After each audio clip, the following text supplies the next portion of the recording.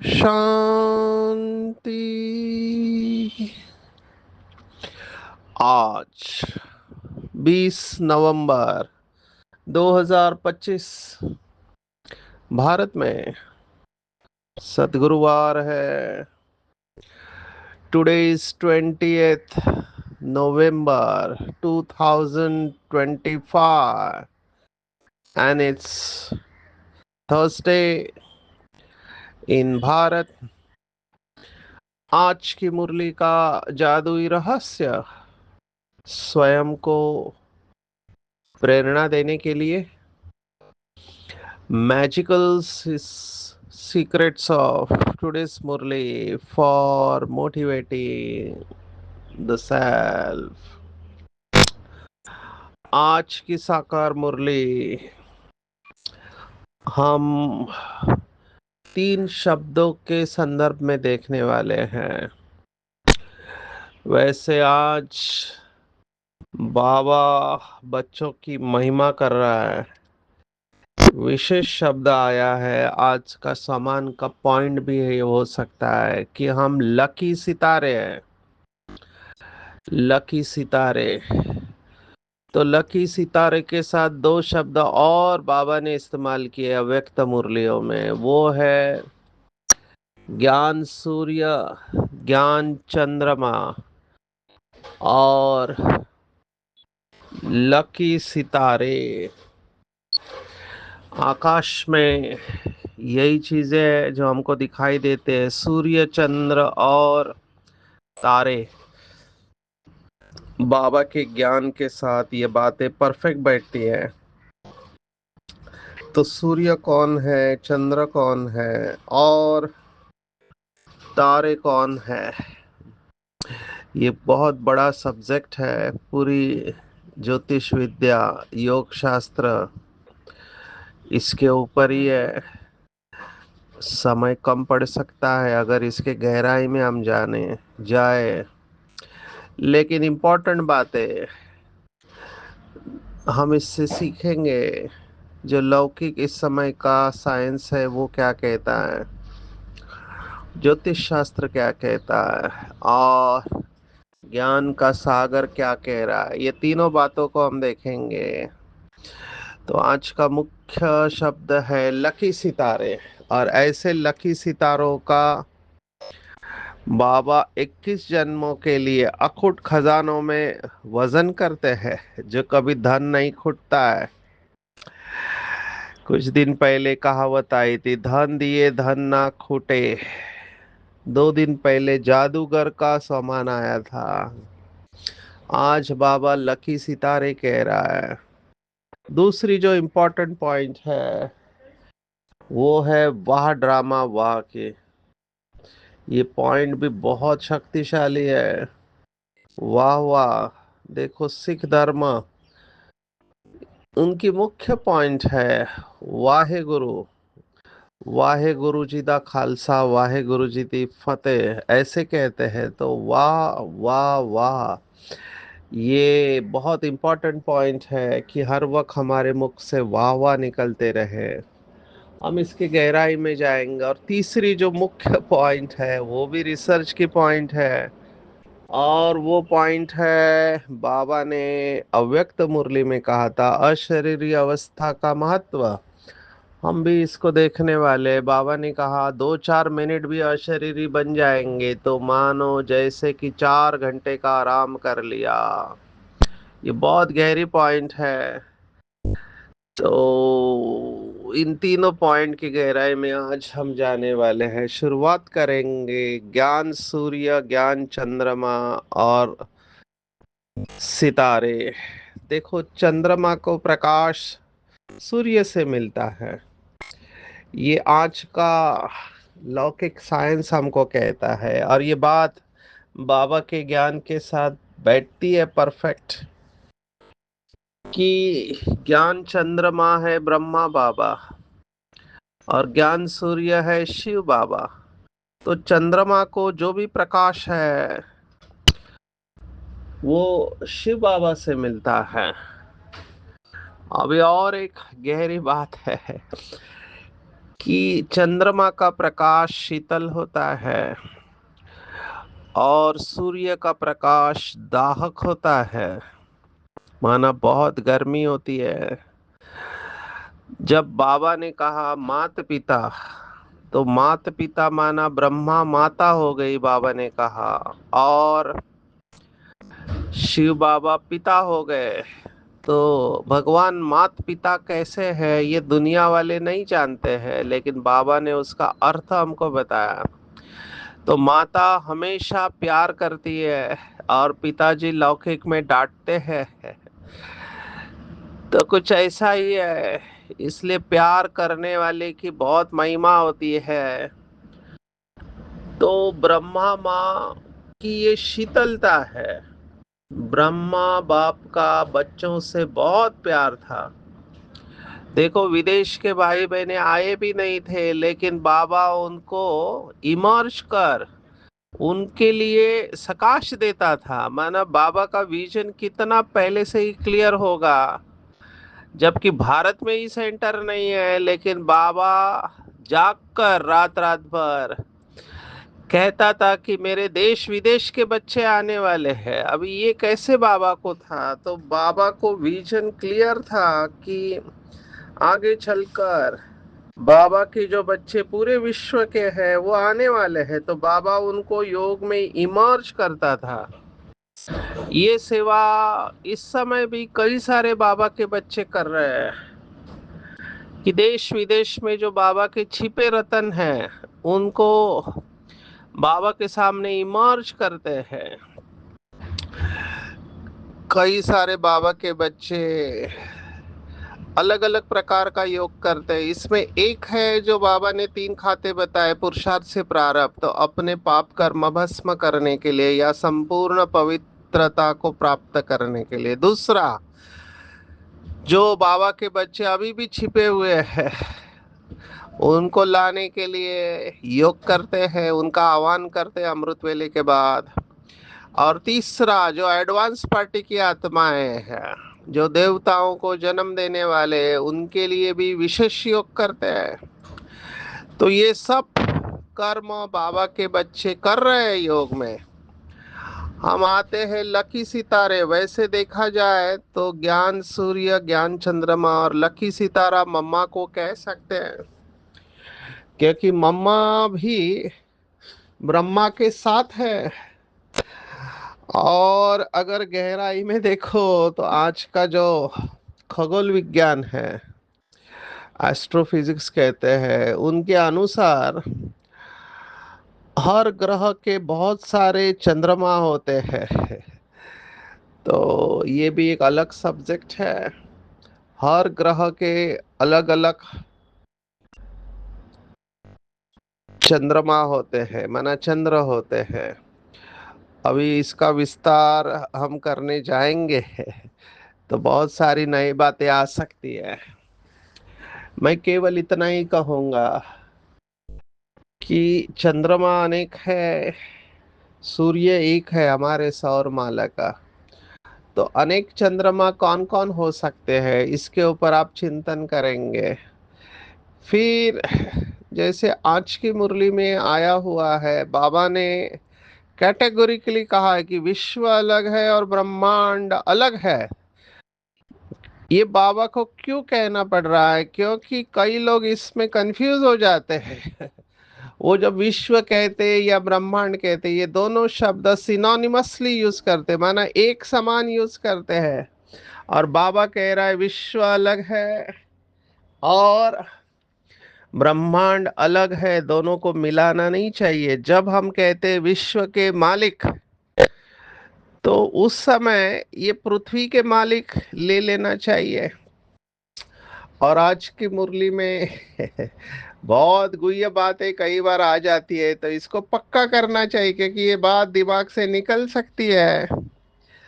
बाबा ने कहा 5,000 वर्ष तक सूक्ष्म वतन का नाम नहीं होता है, केवल अभी होता है। एक मुरली में बाबा ने कहा था कि भगवान सूक्ष्म वतन अभी निर्माण करता है। तो ये भी चिंतन जैसी बात है कि सूक्ष्म वतन केवल संगम युग पर होता है। अभी ये बहुत गुड़ है। ऐसे आज की मुरली में बहुत सारे सीक्रेटिव बातें आई है, अगर हम उनमें जाए तो हाईवे छोड़कर गली में घुस जाएंगे। थोड़ा चिंतन के लिए आपको बताते, जैसे अभी सोलर सिस्टम को ही देखो। इस समय की हमारी सौर माला जो है जिसमें हम रहते हैं, तो सूर्य एक है, ये समझ में आता है। सूर्य एक है, हमको चंद्र नजदीक से दिखाई देता है, बहुत बड़ा गोला है, तो हमारे साथ चंद्र का कनेक्शन है, सूर्य का भी कनेक्शन है और पृथ्वी का कनेक्शन है। बाकी सब ग्रह हमको दिखाई नहीं देते, जैसे चंद्र दिखाई देता है, तो जो नजदीक होता है उसका प्रभाव रहता है। तो हमारे ऊपर किसका प्रभाव है? तो सूर्य, चंद्र और ये पृथ्वी, ये तीनों का प्रभाव है हमारे ऊपर। अभी थोड़ा बुद्धि को स्ट्रेच करेंगे कि वर्तमान साइंस के अनुसार बहुत ग्रह है सूर्य के चारों तरफ, जैसे शनि है, गुरु है, बुध है। भक्ति मार्ग का एक श्लोक है जो मॉर्निंग में बोलते हैं, जो लौकिक में ब्राह्मण होंगे वो ये श्लोक शायद बोलते होंगे कि वो श्लोक इस तरह से है: ब्रह्मा मुरारी त्रिपुरांतकारी भानु शशि भूमि सुतो बुधश्च गुरुश्च शुक्र शनि राहु केतव कुर्वन्ते सर्वे मम सुप्रभातम। तो सुबह सुबह इन 9 ग्रहों को नमन करके इनकी इनको रिक्वेस्ट करते हैं कि मेरे फेवर में आओ। जैसे बाबा मुरली में कहता है, बृहस्पति की दशा और शुक्र की दशा या राहु की दशा। तो ये दशा माना क्या है? तो दशा माना ग्रहों का हमारे ऊपर इफेक्ट है। अभी कल जब मैंने वास्तु के बारे में कहा तो I was expecting some questions. अभी जो वास्तु को मानते हैं वो मुझे प्रश्न पूछने लगे वगैरह वगैरह। अब ये बहुत क्लियर है, इसमें कोई दो राय नहीं है। ये हमको भी पता नहीं था, हम तो इन सब बातों में गए ही नहीं थे कभी, हम तो पूरा नास्तिक थे। ये परमात्मा, आत्मा, भक्ति ये सब कुछ नहीं था, लेकिन एक सिंपल लॉजिक है, दो चीजें हैं और दोनों मैग्नेट है। ये पृथ्वी भी मैग्नेट है, मैग्नेट माना चुंबक है, और सभी ग्रह भी चुंबक है।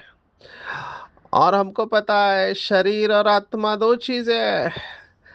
अभी हर एक का इलेक्ट्रोमैग्नेटिज्म होता है, माना हर एक का, आज की भाषा में कहेंगे ऑरा होता है, लाइट होती है, प्रभा मंडल होता है। जैसे चांद की वजह से वो कहते हैं कि समुंदर में ज्वार भाटा आता है, हाई टाइड लो टाइड, पानी बढ़ता है कम हो जाता है, ये चांद का इफेक्ट कहते हैं। माना चांद नजदीक होते हुए इतना इफेक्ट तो डाल रहा है कि पानी को बाहर ले रहा है या अंदर छोड़ रहा है। ये सब पूर्णिमा और अमावस्या के साथ कनेक्शन बताते हैं लोग। तो अगर चांद इफेक्ट डाल सकता है, सबसे नजदीक है, तो बाकी के ग्रह भी अपनी शक्ति के अनुसार इफेक्ट डालते हैं, तो उनकी भी तरंगे हमारे पास पहुंचती है। अभी देखो रेकी करके वो बताते हैं, रेकी मास्टर्स होते हैं, बाबा के कई बच्चे रेकी मास्टर हैं। तो उनको पूछा कि आप एनर्जी कहाँ से लेते हो, तो वो कहते हैं कि हम यूनिवर्स से एनर्जी लेते हैं। अब यूनिवर्स में कौन है एनर्जी देने वाला? यूनिवर्स ये शब्द अलग अलग प्रकार से इस्तेमाल का किया जा रहा है। कई लोग प्रकृति की एनर्जी समझते हैं, कई लोग ये भी कहते हैं कि यूनिवर्स में कई सारी आत्माएं बैठे हुई है, उनके साथ ये कनेक्ट हो जाते हैं और उनकी एनर्जी वो चैनलाइज करते हैं। बाबा के बच्चे कहते हैं हम शिव बाबा से लेते हैं, फिर उसको रेकी क्यों कहते हैं मुझे नहीं पता। पर बेसिकली ये सब ऊर्जा का खेल है। मेरा कहने का भाव था कि ये जो ग्रह हमारे चारों तरफ है, इनका भी इलेक्ट्रोमैग्नेटिज्म है। अभी किसके ऊपर असर डालता है, वास्तु का भी असर किसके ऊपर आता है? तो दो ऊर्जा ये है, एक प्रकृति की ऊर्जा और एक आत्मा की ऊर्जा और परमात्मा की ऊर्जा। अगर हम कमजोर है तो प्रकृति की ऊर्जा हमारे ऊपर हावी हो जाएगी। अभी जो लोग हमेशा डरे रहते हैं, अभी लोग ये फियर का बिजनेस के रूप में इस्तेमाल करते हैं, पहले फियर क्रिएट करने का और फिर सॉल्यूशन देने का। जैसे कई डॉक्टर्स भी ये इस्तेमाल करते हैं। अभी हार्ट अटैक का कितना डर है, क्योंकि ग्रे एरियाज है, पता नहीं क्या होने वाला है। तो आर्टरी ब्लॉक होगी तो एंजियोग्राफी करो, नहीं करेंगे तो फिर कुछ भी हो सकता है। अभी सामने वाला डर जाता है। वो कहते हैं नहीं डॉक्टर साहब आप जो बोलो हम करने को तैयार है, जितना बोलो पैसा खर्चा करने को तैयार है। फिर तो एंजियोग्राफी, एंजियोप्लास्टी, स्टेंट लगाओ, बाईपास करो, और ये चलता रहता है फिर। मेरे ऊपर भी ये प्रेशर डाला गया। आप सोचो हमारी लौकिक माता जी को हार्ट अटैक आया, मैं रैली में हूँ, 2009 की बात है, मैं केरल से मुंबई तक रैली में आ रहा हूँ। माता जी हैदराबाद गए थे शांति सरोवर में, और मैं गोवा में हूँ। और मुझे फोन आता है कि माता जी को सीरियस हार्ट अटैक आया है, तुम तुरंत आ जाओ। अभी हमारे भाई तो चले गए, आईसीयू में थे। मैंने डॉक्टर से फोन किया तो कहता है देखो एंटीरियर वॉल एमआई है, आगे का हिस्सा मर चुका है, आपको तो पता है, हमको एंजियोग्राफी करना पड़ेगा और फिर उस अनुसार एंजियोप्लास्टी और फिर आगे बाईपास। तो आपकी कंसेंट चाहिए थी। तो मैंने कहा कोई ज़रूरत नहीं, आप मेडिसिन से मैनेज करो। तो वो मेरे ऊपर इतना प्रेशर डाल रहे, आप डॉक्टर हो के ऐसे कैसे बोल सकते हैं? मैंने कहा डॉक्टर हूँ इसलिए बोल रहा हूँ क्योंकि हम कैड में यही डाटा दिखाते हैं कि दवाइयों से इलाज करना और इंटरवेंशन माना एंजियोप्लास्टी बाईपास करना, तो इसमें कंपैरिजन हुआ है और देखा गया कि एंजियोप्लास्टी और बाईपास में ज्यादा मौतें हुई है, दवाइयों में कम हुई है। तो मैंने उसको वो डेटा बता दिया तो चुप हो गया। मैं आपको इसलिए बता रहा हूँ, स्टोरी तो बड़ी है, कि मैं डॉक्टर होके कैड रिसर्च में काम करके मेरे ऊपर इतना प्रेशर क्रिएट कर रहा है। आप सोचो एक नॉन मेडिकल की क्या हालत होती होगी। ऐसे ही ये डर का बिजनेस, वास्तु का भी कई लोग बिजनेस कर लेते हैं।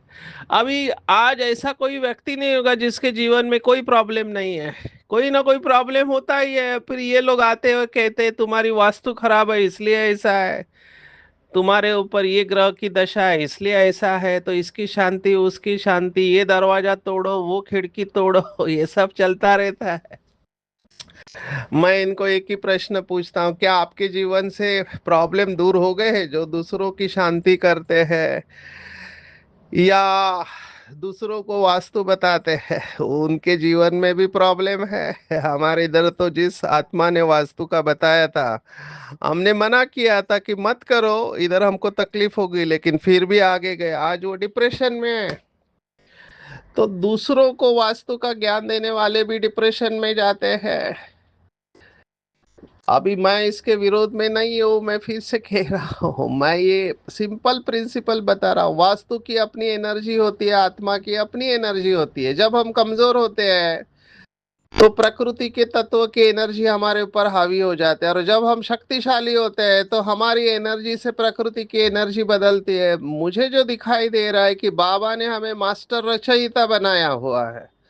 तो मास्टर रचयिता माना हम दूसरों की एनर्जी से प्रभावित ना हो, हमारी एनर्जी उनको प्रभावित करे। अभी हुआ भी ऐसा हमारे साथ। मेरी शांति करने के लिए चार पंडित आए थे। अभी उन्होंने जोर जोर से मंत्र पढ़ के मंत्र का पानी मुझे दिया, क्योंकि मैं ब्रह्मा कुमारी में जाता था। और हमने उनको यही पूछा ये क्यों करना चाहिए, तो उन्होंने कहा ग्रहों को शांत करने के लिए यज्ञ है। मैंने उनको यही प्रश्न पूछा, ग्रह जड़ है या चैतन्य है, तो बोला ग्रह जड़ है। फिर पूछा आत्मा जड़ है या चैतन्य है, तो कहा आत्मा चैतन्य है। फिर मैंने कहा चैतन्य का जड़ के ऊपर प्रभाव पड़ेगा या जड़ का चैतन्य के ऊपर, उसके उनके पास इसका कोई जवाब नहीं था।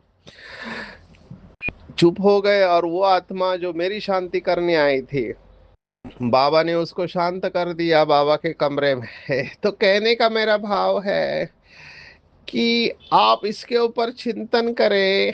बाबा जो कहता है प्रकृति के मालिक बनोगे तो प्रकृति दासी बनेगी। तो इन सब बाह्य चीजों को हम अपने दिमाग में घुसने ही नहीं दे, लेकिन ये बिलीफ सिस्टम काम कर रही है। किसी की नजर लगी, किसी ने कुछ निगेटिव एनर्जी भेजा, हमारी वास्तु खराब है, हमारा भाग्य में ये है वो है, ये सब बातें दिमाग में घुस गई, तो फिर इससे निकलना बहुत मुश्किल होगा। हमारा दिल साफ रखना है, भावना शुद्ध रखनी है, किसी के बारे में बुरा सोचना नहीं है, और मर्यादा में रहते बाबा की याद में रहना है। मैं सोच रहा था क्या सतयुग में भी वास्तु देखते होंगे, क्या सतयुग में वास्तु करने वाले होंगे, क्या लक्ष्मी नारायण जो महल बनाते हैं वो वास्तु के अनुसार बनाएंगे या वहां नेचुरल होगा। प्रकृति सतो प्रधान है, आत्मा मालिक है, तो ये सब चीजें सेकेंडरी हो जाती है। भटकना ही नहीं है, शांति के लिए है। मैंने कई सेंटर पर मैग्नेट लगाते हुए देखे, ट्रायंगुलर मैग्नेट। अभी उनको पूछा तो बोलते हैं इससे एनर्जी पॉजिटिव रहती है। मैंने कहा अच्छा, माना अपनी एनर्जी पॉजिटिव करने के लिए आपको मैग्नेट की जरूरत है, हम अपने संकल्पों से एनर्जी पॉजिटिव नहीं कर सकते हैं क्या? आप इसके ऊपर चिंतन करना। बहुत बड़ा सब्जेक्ट है, इसलिए मैंने कहा ये सूर्य चंद्रमा और सितारे इतना इजी सब्जेक्ट नहीं है। कहने का भाव ये था कि भगवान के हम मददगार बनते हैं तो बाबा हमारा अखूट खजानों में ऐसा वजन करते जो कभी भी धन नहीं खुटता, दुख भी नहीं आता, अकाले मृत्यु भी नहीं होती। तो शांति के लिए भटकना क्यों चाहिए? अपने अंदर जाओ, अपने जो भी सूक्ष्म शक्तियां है उसके मालक बनो, और मास्टर रचयिता बन। अपने सराउंडिंग का वाइब्रेशन चेंज करो। देखो बाबा ने एक मुरली में कहा जिनको खाने की दिक्कत है, तो बाबा ने देखो कितना सुंदर जवाब दिया। बाबा ने कहा कि आप अपने योग से प्रकृति के वाइब्रेशन परिवर्तन करते हो, तो क्या भोजन के वाइब्रेशन परिवर्तन नहीं कर सकते? अभी इसका फायदा नहीं उठाना है, जिनको बंधन है उनके लिए ही कह रहे हैं। नहीं तो इसको कुछ लोग एक्सटेंड करेंगे कि हम नॉनवेज का भी वाइब्रेशन चेंज कर सकते हैं। नहीं, एक्सट्रीम में नहीं जाना चाहिए। जिनको बंधन है, बाबा की याद में बाबा ने कहा मजबूरी के हालत में डबल रोटी खा सकते हैं। बाबा ने तो ब्रिजमन भाई को भी चाय पीने की छुट्टी दिया था। लेकिन इसका फायदा नहीं उठाना चाहिए, अपना योग बढ़ाना चाहिए ताकि बंधन छूट जाए। जीना है तो कभी कभी डबल रोटी खा सकते हैं। आजकल तो बहुत सारे ऑप्शंस अवेलेबल है। मुख्य बात है आसक्ति को जीतना। हम आगे जाते हैं कि मैं भगवान का मददगार हूँ। हम बच्चे बाबा के मददगार बनते हैं तो ऐसी दुनिया में जाते हैं। देखो आज सत्य की महिमा आई है। बाबा ने कहा वहाँ की गऊ और यहाँ की गऊ में बहुत बहुत फर्क है। वहाँ की गाय सतो प्रधान बहुत सुंदर होती है, जैसे सुंदर देवता है वैसे गाय, देखने से ही दिल खुश हो जाए। अभी मेरा यहाँ सोचने लगा कि क्या केवल गाय होगी या भैंस भी होगा? तो गाय का दूध पिएंगे या भैंस का भी दूध पिएंगे, या जैसे आजकल वेगन कहते हैं वहाँ दूध होगा या नहीं होगा? इसके ऊपर भी चिंतन करना है। बाबा ने कहा वहाँ कोई गाली आदि नहीं देते, गंध नहीं खाते। तो एक बहुत अच्छा अभ्यास कर सकते हैं कि सतयुग में क्या है और कलयुग में क्या है। सतयुग में कौन सी बातें नहीं होगी और कौन सी बातें होंगी, जैसे कई लोग मुझे पूछते क्या सतयुग में शेर होगा, और होगा तो बाबा ने कहा शेर और गाय या बकरी जो भी है इकट्ठा जल पीते हैं, तो यहाँ पर भी पीते हैं। अगर शेर भूखा नहीं है तो वो अटैक नहीं करेगा। लेकिन शेर अगर वहां पे है तो क्या वो घास खाएगा? क्या शेर शाकाहारी होते हैं? अगर मांसाहारी है तो हिंसा हो गई। तो सतयुग में शेर होते हैं या नहीं, ये प्रश्न लोग पूछते हैं मुझे। आज बाबा ने कहा गाली नहीं होगी, गंद नहीं खाएंगे। यहाँ तो गंद खाते हैं। अभी गंद में क्या क्या आता है, तो यहाँ तो नॉनवेज आता है, सब गंद में आ जाता है। मुझे किसी ने प्रश्न पूछा कि एग भी आजकल वेजिटेरियन एग आए मार्केट में, तो वो खा सकते हैं कि नहीं खा सकते? देखो अभी बुद्धि कहाँ तक जा रही है। ये रावण की बुद्धि है। मुझे प्रश्न भी पूछा, इतने सारे ऑप्शंस होते हुए आपको वेजिटेरियन एग खाने की क्या जरूरत है? आप इसके ऊपर चिंतन करना। बाबा हमको मालिक बना रहा है इंद्रियों का, तो अभी भी इच्छा है एक खाने की, माना एक जैसी चीज खाने की। आप इसके ऊपर चिंतन करेंगे कि सतयुग में कौन सी चीज नहीं होती है। जैसे तीन प्रोफेशन नहीं होते, डॉक्टर, इंजीनियर, सॉरी डॉक्टर, वकील और पुलिस। ऐसे गाली नहीं होगी, गंद नहीं होगा। गंद नहीं होगा तो ये बहुत बार कहा, गाली नहीं होती है, इट इज अंडरस्टूड, पर आज बाबा ने स्पष्ट कहा है। तो इसके ऊपर चिंतन करेंगे। श्री कृष्ण कोई ग्वाला नहीं था। गौ की पालना करते थे ऐसे नहीं है, बाबा ने कहा। तो ये सब नई बातें हैं, इसके ऊपर चिंतन करना है। और एक इम्पोर्टेंट पॉइंट, समय कम है, साक्षात्कार की पॉइंट, ये भी बहुत दिव्य पॉइंट है।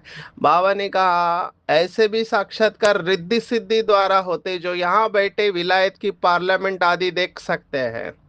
कल मैंने एक आत्मा के बारे में कहा था, सत्य साई बाबा, उनके पास ये सिद्धि थी। ऐसे सिद्धि वाले आत्माएं बहुत है जो दूर का देख सकते हैं। इसको अंग्रेजी में क्लेरवोयंस कहते हैं। क्लेरवोयंस माना दूर की चीजें सामने देखना। और इसी के साथ क्लेर ऑडियंस करके एक शब्द है। क्लेर ऑडियंस और क्लेरवोयंस, ये अंग्रेजी का शब्द है। अल्टरनेट स्टेट्स ऑफ कॉन्शियसनेस में ये सब पावर आती है। भारत में अष्ट सिद्धियों का वर्णन है, आप इसके ऊपर चिंतन करेंगे। बाबा कहता है मेरे पास दिव्य दृष्टि की चाबी है। सूक्ष्म वतन केवल अभी होता है, ये भी नई पॉइंट है। आत्मा को देखने की कोशिश करते हैं डॉक्टर, लेकिन आत्मा का पता नहीं चलता। बड़ी चीज देखने में आएगी, आत्मा पता नहीं चलता है। हालांकि कई बच्चों को आत्मा का साक्षात्कार होता है, उसमें से हम एक है। हमको तो शुरुआत में पता ही नहीं चला। मुंबई में कहावत है दिन में तारे दिखाई देना। तो हम तो आँख के डॉक्टर के पास गए दिखाने को कि मुझे दिन में तारे दिखाई देते। ये तो हमारे आदरणीय निर्भय भाई जी ने कहा तुमको साक्षात्कार हो रहा है, तब समझ में आया। अब ये बिल्कुल ठीक है। वह ड्रामा वह की पॉइंट के ऊपर आते हैं। देखो हम कुछ दिनों से ये देख रहे हैं कि संगम युग कल्याणकारी युग है। इसमें जो भी दृश्य सामने आता है उसमें कल्याण समाया हुआ है। तो अशुभ जैसा कुछ होता ही नहीं है। फिर से इस पॉइंट को अंडरलाइन करेंगे। ये जो लोग बोलते हैं बहुत बुरा हुआ, बहुत बुरा हुआ, बहुत बुरा हुआ, ये बोलना बंद कर देना चाहिए। कुछ भी बुरा होता नहीं है, सब कुछ अच्छा है। वर्तमान में कल्याण दिखाई न भी दे, लेकिन भविष्य में कल्याण समाया हुआ है तो प्रत्यक्ष हो जाएगा। इसलिए कोई भी सीन आए अंदर से एक ही आना चाहिए, वाह ड्रामा वाह। ये ड्रामा की पॉइंट बहुत शक्तिशाली है, तो कभी भी उदास नहीं होंगे। स्वतः ही अनेकों की सेवा होती रहेगी। ऐसे अभी तो पार्ट इतना पक्का हो गया है क्योंकि वो हापुड़ के हंगामा की स्टोरी और अपने जीवन में इतने सारे पेपर आए, अभी अंदर से निकलता है वाह बाबा वाह, वाह ड्रामा वाह। इसके ऊपर चिंतन करेंगे। जहाँ शांति की शक्ति है वहाँ संतुष्टता सहज है।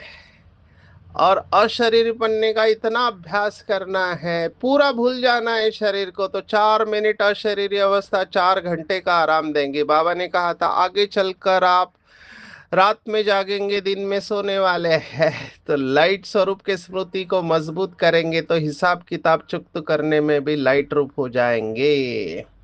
आज की पूरी मुरली में टेक होम है। बाबा ने कहा भगवान हमें सुख शांति का वर्षा देते हैं, इसलिए हम शांति के लिए भटकते नहीं हैं, हम भगवान के मददगार हैं, सब कुछ अपना सफल करते हैं। तो बाबा 21 जन्मों के लिए अकूट खजानों में हमारा वजन करते, जो कभी भी दुख अशांति अकाले मृत्यु नहीं आता है। सब कुछ आंखों से दिखाई देने वाला भस्म होना है, इसलिए सफल करना है, अपने लक को स्मृति में रखना है और ब्रह्मांड और विश्व का मालिक बनना है। वाह ड्रामा वाह की स्मृति से अनेकों की सेवा करने वाले खुशनुमा, सदा खुशनुमा रहना है। शांति की शक्ति से मनसा सेवा करनी है और अशरीरीपन का अभ्यास ऐसा करना है कि 4 मिनट की अशरीरी अवस्था 4 घंटे का आराम दिलाएंगी। ऐसे लाइट स्वरूप के स्मृति को मजबूत करने से हिसाब किताब चुकत करने में लाइट बन जाना है। अच्छा, ओम शांति।